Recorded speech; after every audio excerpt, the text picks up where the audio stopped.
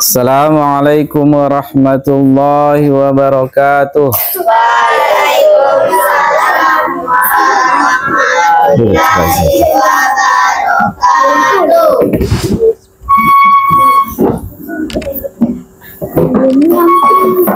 Innal hamdalillah nahmaduhu wa nasta'inuhu wa nastaghfiruh wa na'udzu billahi min syururi anfusina wa min sayyiati a'malina may yahdihillahu fala mudhillalah wa may yudlilhu fala hadiyalah.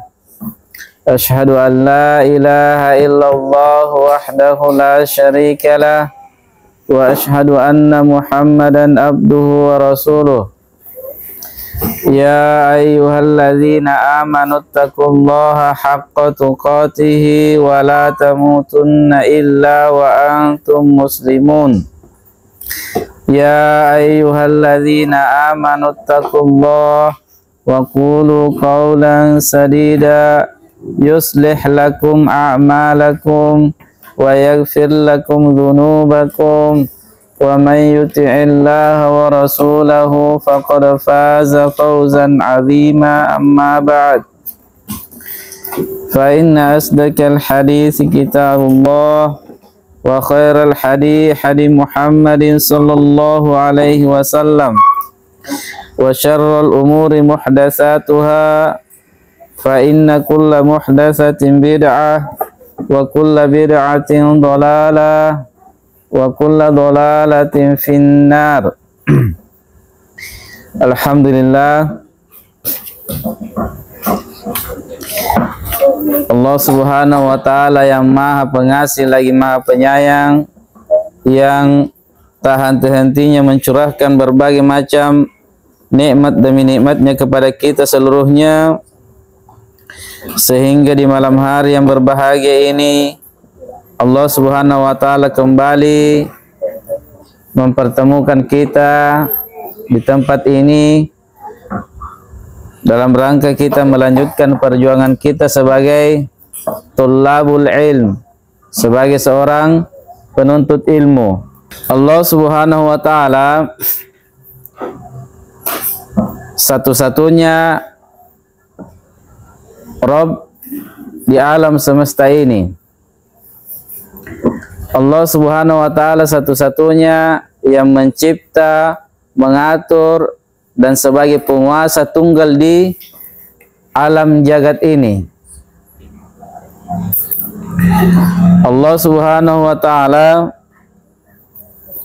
yang tak pernah mengenal yang namanya mengantuk, apalagi tertidur. Allah subhanahu wa ta'ala senantiasa berada dalam kesibukan, mengurusi makhluk-makhluknya, mengurusi hamba-hambanya, mengurusi ciptaan-ciptaannya. Allah subhanahu wa ta'ala tidak pernah luput terhadap semua makhluk ciptaannya, baik yang berada di kedalaman bumi, baik yang berada di kedalaman lautan, ataupun yang berada di atas angkasa, yang berada di tengah hutan. Seluruhnya Allah subhanahu wa ta'ala meliputinya.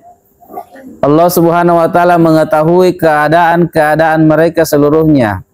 Allah subhanahu wa ta'ala mengetahui yang mana makhluknya yang membutuhkan rezeki darinya.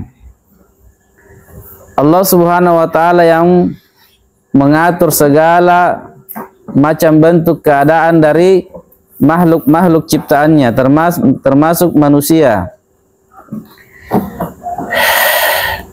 Oleh karena itu, adik-adikku sekalian, bersyukur kita karena kita bisa mengenal Allah subhanahu wa ta'ala yang menciptakan kita dan yang menciptakan segala macam bentuk kebutuhan-kebutuhan yang kita butuhkan di dalam kehidupan ini. Bersyukur kita kepada Allah subhanahu wa ta'ala, di mana Allah subhanahu wa ta'ala beri kita karunia untuk bisa mengenal nama-nama dan sifatnya. Dan alangkah celakanya, alangkah hinanya, alangkah jeleknya manusia-manusia yang memiliki banyak ilmu-ilmu pengetahuan tentang dunia, namun dia tidak dapat mengetahui tentang siapa Tuhannya, siapa Robnya. Alangkah jeleknya mereka yang sudah bergelar sebagai doktor, profesor, namun mereka belum mampu mengenal siapa Tuhannya.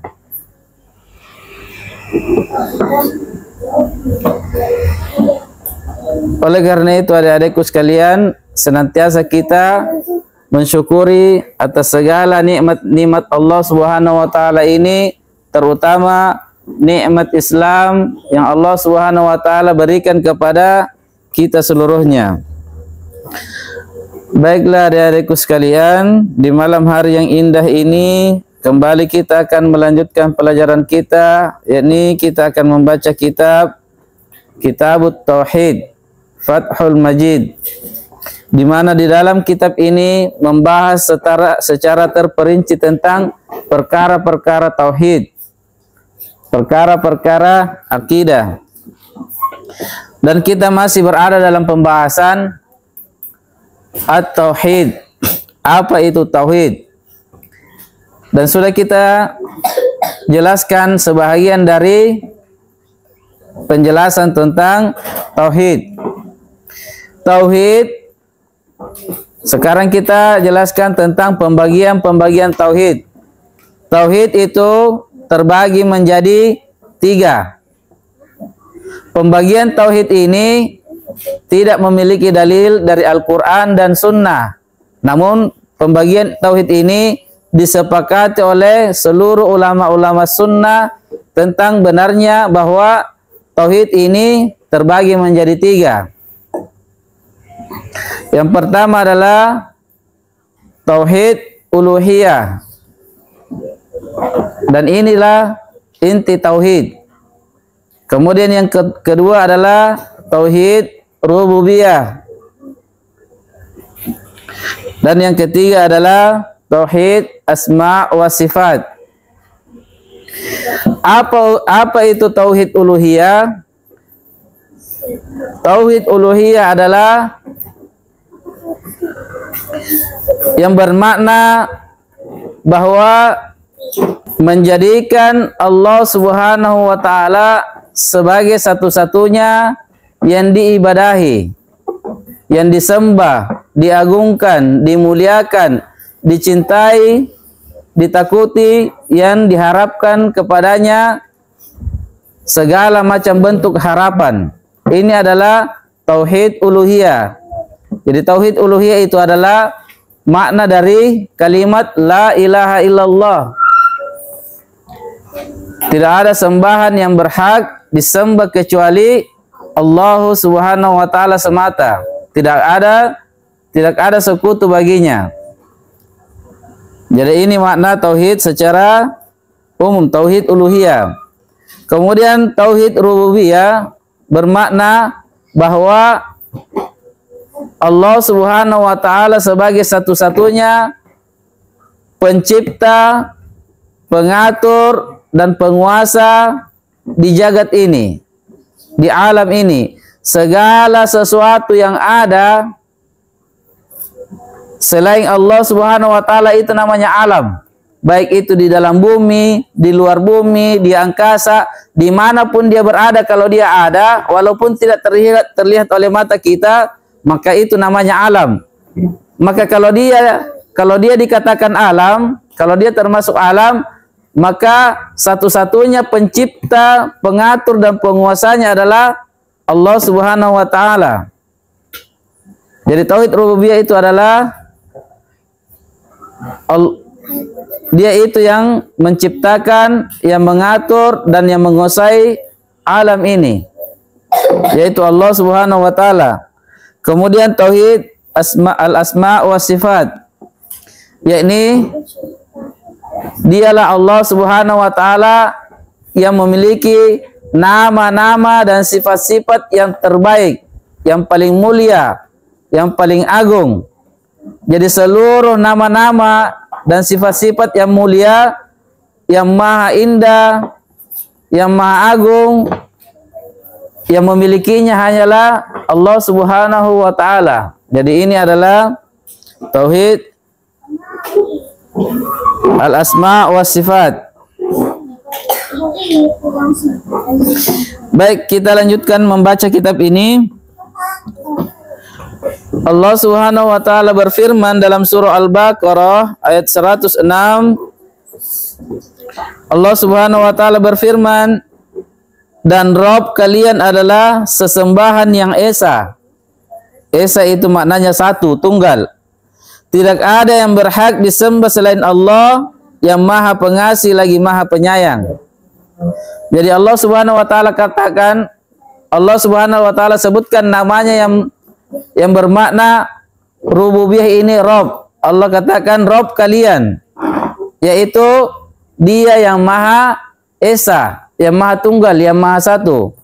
Jadi bermakna Allah Subhanahu wa taala itu pencipta, pengatur, penguasa alam ini satu-satunya, tiada duanya. Jadi tidak ada yang membantu Allah Subhanahu wa taala menata bumi ini. Tidak ada yang membantu Allah Subhanahu wa taala menciptakan makhluknya. Beda dengan manusia.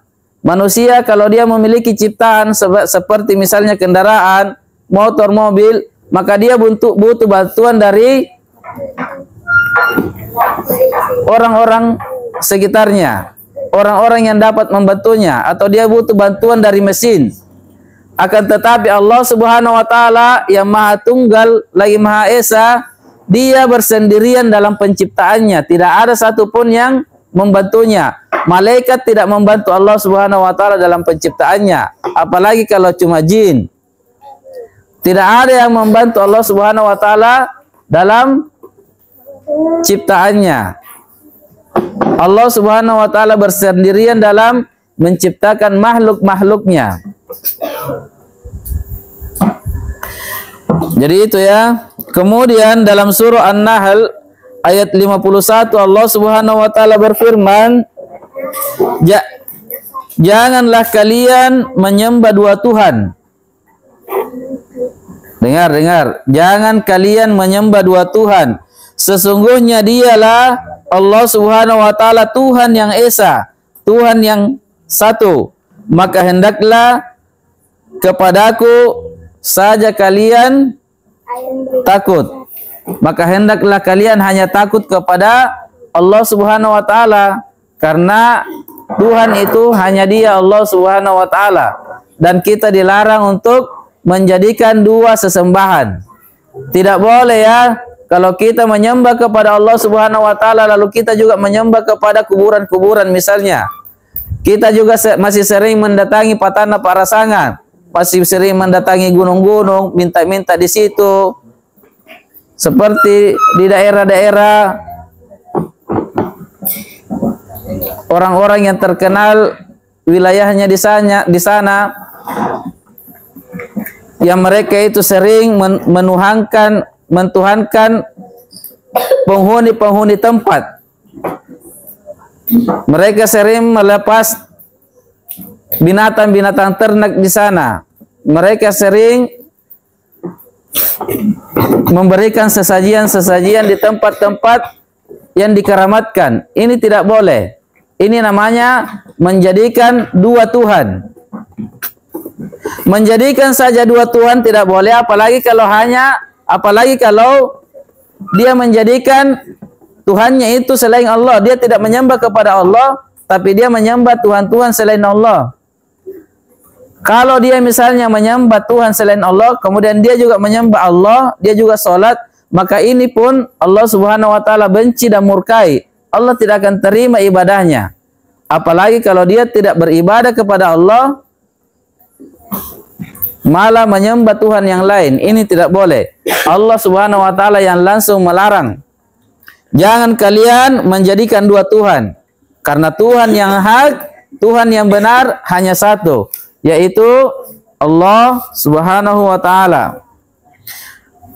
Kemudian dalam surah Al-Mu'minun ayat 117 Allah Subhanahu wa taala berfirman, Dan barang siapa yang menyembah Tuhan yang lain selain Allah, padahal tidak ada suatu bukti pun baginya tentang itu, tentang perkara itu, maka sesungguhnya perhitungannya hanya pada Allah. Maka sesungguhnya perhitungannya hanya pada Tuhannya. Sesungguhnya orang-orang yang kafir itu tidak akan pernah beruntung. Jadi di sini Allah Subhanahu wa taala memberi kita sedikit pengertian bahwa kenapa kalian mau menyembah Tuhan selain Allah padahal tidak ada perintah kalian untuk, padahal tidak datang kepada kalian perintah untuk menyembah Tuhan selain Allah. Tidak ada buktinya, tidak ada keterangan-keterangan dari mana asalnya penyembahan itu. Siapa yang mengajari orang-orang musyrik itu untuk menyembah Tuhan selain Allah? Siapa yang mengajari mereka? Dari mana mereka mendapatkan pelajaran itu? Mana bukti-buktinya kata Allah? Mana bukti kebenarannya? Tidak ada. Mereka menyembah selain Allah Subhanahu wa taala hanya berdasarkan persangkaan saja. Bahwa mereka mengira-ngira saja bahwa di tempat itu doa bisa terkabulkan. Kalau kita menyembah pohon itu, dia bisa melindungi kita.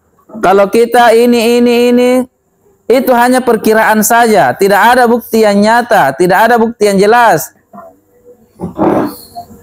bahwa perkara itu adalah sesuatu yang benar. Terus kita lanjutkan dalam surah Az-Zukhruf ayat 45. Allah Subhanahu wa taala katakan, dan tanyakanlah kepada rasul-rasul kami yang telah kami utus sebelum engkau, yakni rasul-rasul sebelum Nabi sallallahu alaihi wasallam, apakah kami menentukan sesembahan-sesembahan selain Allah yang maha pengasih untuk disembah? Di sini terkhusus untuk umat Nasrani. Ayat ini menjelaskan kepada kita bahwa kalau kita mau untuk lebih memperjelas lagi, tanyalah kepada rasul-rasul yang terdahulu. Lihat ajaran-ajaran mereka. Lihat ajaran-ajaran mereka, syariat-syariat mereka. Adakah di antara nabi-nabi Allah dan rasul-rasul Allah terdahulu yang sebelum Nabi kita Muhammad sallallahu alaihi wasallam, adakah di antara mereka yang mengajarkan tentang adanya dua Tuhan, tentang bolehnya menyembah dua Tuhan? Sebagaimana umat Nasrani mengatakan bahwa Tuhan itu ada tiga. Ada yang namanya anak Tuhan, ada yang namanya ibu Tuhan. Yang menyembah Isa alaihissalam. Bahkan Isa sendiri tidak meridhoi penyembahan mereka. Tidak pernah Nabi Isa alaihissalam mengatakan sembah saya kepada umatnya, umat Nasrani. Tidak pernah.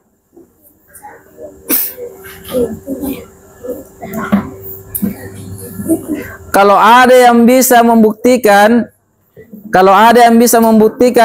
ada di dalam kitab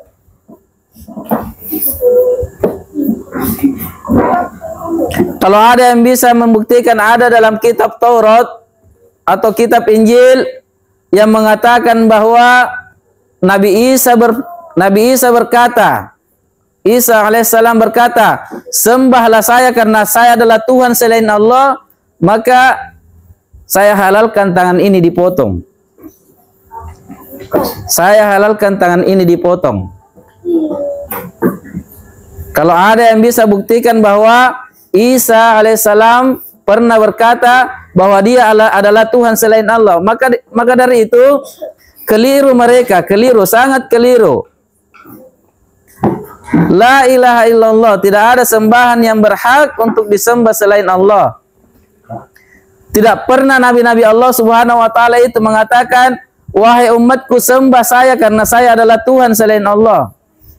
Tidak pernah. Bahkan mereka mengajarkan kepada umatnya bahwa sembahlah Allah, tidak ada Tuhan untuk kalian yang berhak diibadahi kecuali Dia Allah. Itu adalah inti dari ajaran-ajaran mereka. Tidak pernah mereka ajarkan untuk menduakan Allah Subhanahu wa taala. Kemudian kita lanjut dalam surah Al-Mumtahanah ayat 4.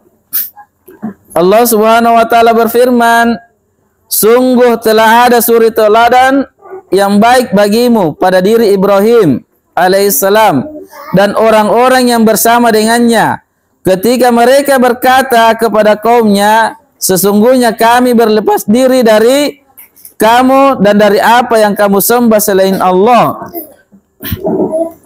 Kami mengingkari kekafiranmu dan telah nyata antara kami dan kamu ada permusuhan dan kebencian buat selama-lamanya sampai kamu beriman kepada Allah Subhanahu wa taala wahdah semata. Lihat ya, adik-adikku sekalian, perhatikan, ayat ini adalah ayat yang sangat agung. Kita bisa mendapatkan pelajaran bahwa kenapa Nabi Ibrahim alaihissalam memiliki kedudukan yang sangat tinggi di sisi Allah Subhanahu wa taala. Apa sebabnya? Apa gelarnya Nabi Ibrahim? Khalilullah, kekasih Allah. Satu-satunya nabi selain nabi kita Muhammad sallallahu alaihi wasallam yang digelari sebagai Khalilullah, kekasih Allah, kekasihnya Allah. Kenapa dikatakan begitu? Ini dia pernyataannya Nabi Ibrahim. Ini dia kalimat-kalimat yang membuat dia sangat dekat kepada Allah Subhanahu wa taala, kalimat yang sangat tegas. Di sini Nabi Ibrahim mengatakan, ketika Nabi Ibrahim berkata kepada kaumnya, sesungguhnya kami berlepas diri dari kamu dan dari apa yang kamu sembah selain Allah. Jadi Nabi Ibrahim alaihissalam sama sekali tidak meridhoi penyembahan kaumnya itu kepada penyembahan kepada selain Allah Subhanahu wa taala. Sampai-sampai Nabi Ibrahim katakan, saya berlepas diri dari apa yang kamu lakukan itu, dari penyembahan kepada selain Allah Subhanahu wa taala. Kemudian setelah itu bukan hanya berlepas diri. Nabi Ibrahim bukan hanya berlepas diri. Nabi Ibrahim terus mengatakan, kami ingkari kekafiranmu dan telah nyata antara kamu dan kami ada permusuhan dan kebencian untuk selama-lamanya. Jadi Nabi Ibrahim alaihissalam itu tidak akan pernah mencintai orang-orang yang menyembah kepada selain Allah Subhanahu wa taala. Ini adalah bukti sempurnanya keimanan seorang hamba. Kapan seseorang itu betul-betul mencintai sesuatu karena Allah dan membenci sesuatu karena Allah, maka disitulah bukti sempurnanya keimanannya kepada Allah Subhanahu wa taala. Dan di sini Nabi Ibrahim miliki. Ini yang Nabi Ibrahim miliki. Nabi Ibrahim alaihissalam betul-betul berlepas diri dari orang-orang yang melakukan kekafiran, kesyirikan, dan beliau juga menyatakan bahwa telah nyata, telah terang bagi kami kebencian bagi kami dan kalian untuk selama-lamanya. Artinya kita tidak akan pernah berkasih sayang untuk selama-lamanya. Kita tidak akan pernah saling mencintai untuk selama-lamanya sampai kalian beriman kepada Allah Subhanahu wa taala semata, sampai kalian kembali dari kekafiran kalian, sampai kalian bertobat dari kekafiran kalian. Ini adalah pernyataan keimanan yang kuat, pernyataan keimanan yang sangat tinggi. Siapa yang mampu dan bisa merealisasikan kalimat ini? Ini adalah pernyataan keimanannya Nabi Ibrahim alaihissalam, sehingga beliau digelari sebagai Khalilullah, kekasih Allah. Beliau betul-betul bara, membenci kekafiran, membenci orang-orang yang melakukan kekafiran. Bahkan beliau sampai-sampai membuat satu pernyataan secara paten bahwa untuk selama-lamanya kita tidak akan pernah saling mencintai. Untuk selama-lamanya kita tidak akan pernah saling tolong-menolong. sampai kalian beriman hanya kepada Allah Subhanahu wa taala semata. Jadi Nabi Ibrahim alaihissalam itu hanya mencintai hamba-hamba Allah yang beriman kepada Allah Subhanahu wa taala semata. Dan Nabi Ibrahim sangat membenci kekufuran, kekafiran dan kesyirikan. Jadi yang dimaksud dengan tauhid bukan hanya sekedar tauhid rububiyah, yakni meyakini bahwa hanya Allah Subhanahu wa taala saja zat yang menciptakan seluruh alam ini, sebagaimana yang disangka oleh kalangan ahli filsafat dan tasawuf. Mereka menyangka bahwa apabila mereka sudah menetapkan tauhid jenis ini, yakni jenis rububiyah dengan dalil-dalilnya, berarti mereka sudah menetapkan tujuan utama dari tauhid. Mereka pun meyakini bahwa apabila mereka sudah mempersaksikan ini dan telah menguasai bidang ini, berarti mereka telah menguasai tujuan utama dari tauhid. Jadi ini adalah persangkaan kebanyakan orang-orang yang sesat. Jadi kalau seseorang itu, kalau dia baru meyakini bahwa yang mencipta, mengatur dan menguasai alam ini adalah Allah Subhanahu wa taala, dia yakini ini dengan seyakin-yakinnya, maka perkara ini belum bisa membuat seseorang itu masuk ke dalam Islam. Kalau misalnya dia dikatakan kepadanya siapa yang menciptakan langit dan bumi beserta isinya, kemudian dia mengakui Allah Subhanahu wa taala, maka orang itu belum bisa dikatakan sebagai orang Islam. Belum cukup.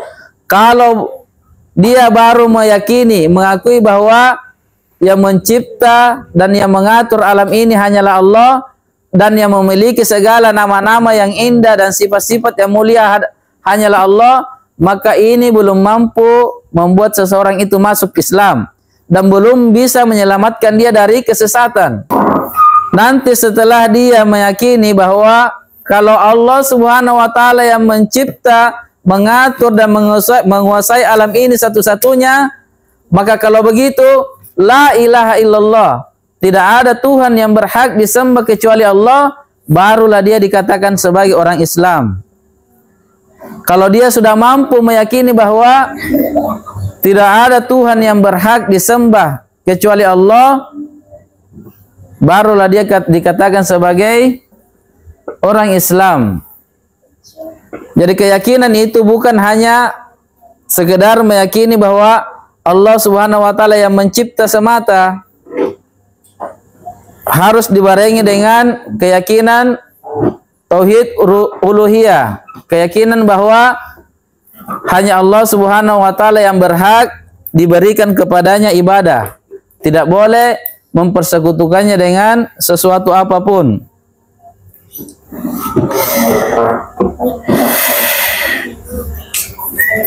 Jadi ini ya, keyakinan yang membuat seseorang bisa selamat itu adalah terletak pada tauhid uluhiyah. Karena kalau seseorang sudah mampu menyatakan bahwa Allah Subhanahu wa taala sebagai satu-satunya Rabb yang berhak disembah, maka tentulah dia lebih mudah lagi memahami bahwa hanya Allah Subhanahu wa taala semata yang mencipta, mengatur dan yang menguasai alam semesta ini beserta seluruh tatanannya. Sampai di sini dulu ya. Subhanakallahumma wa bihamdik, asyhadu an la ilaha illa anta, astaghfiruka wa atubu ilaik. Assalamualaikum warahmatullahi wabarakatuh.